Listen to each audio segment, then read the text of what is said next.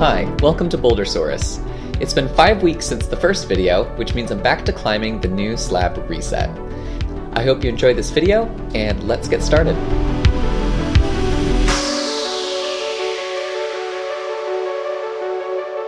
A common sight on the slab wall is a climb that only uses volumes. Volumes are geometric extensions of the wall that you can attach other holds to. This white climb uses volumes exclusively for hands, with a few strategically placed footholds. You'll notice the volumes in the middle face in opposing directions, which forces the climber to completely rotate their center of gravity around the middle line of these holds, which is what I'm doing here. The crux of this climb is transitioning to the finish hold, which requires some delicate footwork and full commitment to lean to the right.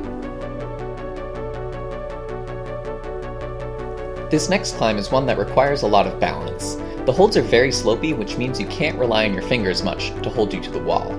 This climb also features two moves called Mantles, which is where, instead of pulling on holds, you must press yourself against the holds.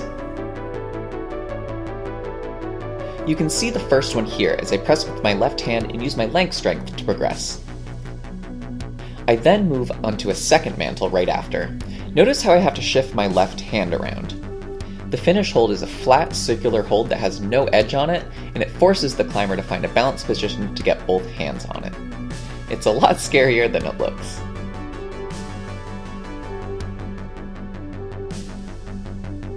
This yellow V5 takes the aspects of the previous climb, but presents them in a very different hold set. Instead of bubbly slopers, this climb has small crimps and angular slopers. The climb starts with a traverse through small crimps, which requires careful footwork and body position to make the most use of them. Then, you move onto the first wedge-shaped hold, where you must balance and press into the second. From here, it's a mantle move up into the blue section of the wall to match the finish hold. Like the last climb, this finish is much more mentally challenging than physical. The bird. There's a bird outside. In my last video, I featured a climb from the tension board, which is a training board found in many gyms throughout the world. One of the benefits of this board is being able to climb mirrored to test your strength on your left and right side. This one is a popular V5 called Legion, which I did on both sides. I've been using the tension board a lot to train dynamic movements and also realized that my left side sucks. Thanks, tension board.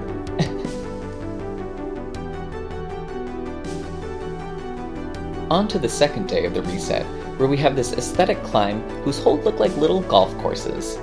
These are tricky since it is very unclear where the good part of the hold is. These remind me a lot of rock outside, since they are uneven and unpredictable, and don't feel like they were made necessarily for hands. The climb itself requires really delicate footwork. Given the holds are all in a straight line, makes it super easy to swing outward and off the wall. This one finishes with a finish hold. This blue climb was definitely the hardest climb on the set, given the teeny tiny crimps and difficult footwork. No worries though, this is the sort of climb I excel in, and while this combination may be torturous for some climbers, it is my cup of tea. You can see by this close-up what the crimps on this climb look like. Small, sharp, and kinda slopey. The crux for me was early and required a lot of hip strength to get that high foot on the start hold and to reach over to the left. From here, the rest of the climb was all careful footwork. The footholds are very tiny as well as the hands and require the very edge of your climbing shoe to use effectively. I was unsure of how to approach the top of this climb and did a sloppy and desperate leap for the top of the wall.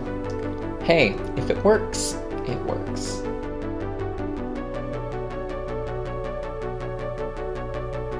This white climb is just pure, flowy fun. Steve, our head route setter, excels in setting routes that feel so natural to move through, and this is a prime example. The holds are dual texture, which means they only have texture on the top half of them. The rest are glossy and slippery. Despite being flowy, I saw many climbers mess up the crux because they bumped their left hand without getting their feet sorted, which made them barn door off the wall.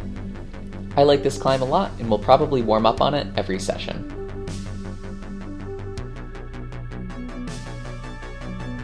Oh yay, it's time for this purple V3. This climb is a great example of a super fun and interesting climb that is easy and requires more technique than it does strength. Similar to the blue V5 from the last set, this climb requires a bouncy traverse across the slab. The crux is reaching for this sloper to the right and committing to get enough of a proper hold on it so you don't slip off. From here, it's easy moves through these dual texture slit holds that normally are hard to use but on the slab feel great. This climb finishes with a match on a slopey hold. 10 out of 10, fun. This blue climb was, I don't know, it was just nice. Do I have anything to say about it? No. Is it the most impressive climb in the world? No. Do I love it anyway? Yes. So here you go. It's a fun little blue climb, and just because I like you and you've done great this week, you can watch me climb this blue climb. Congratulations, you did it. Finally, we have this yellow climb in the middle of the slab, which has tiny little crimps and some careful foot switching.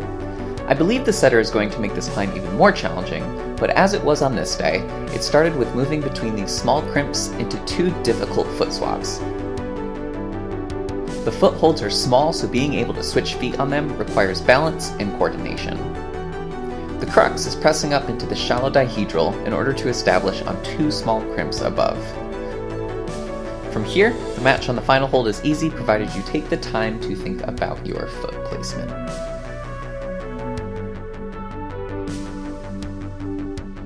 I decided to end this video with 2 more climbs from the tension board. The first climb seemed impossible when I first looked at it, but I tend to underestimate my ability to move dynamically. Once I learned you could match holds on this climb, it quickly came together, and I found the last move super cool, so I wanted to show it off.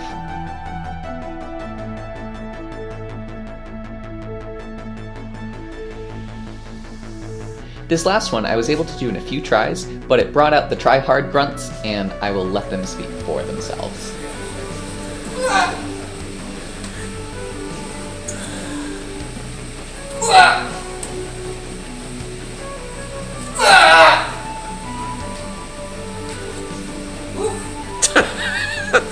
The hell was that ending?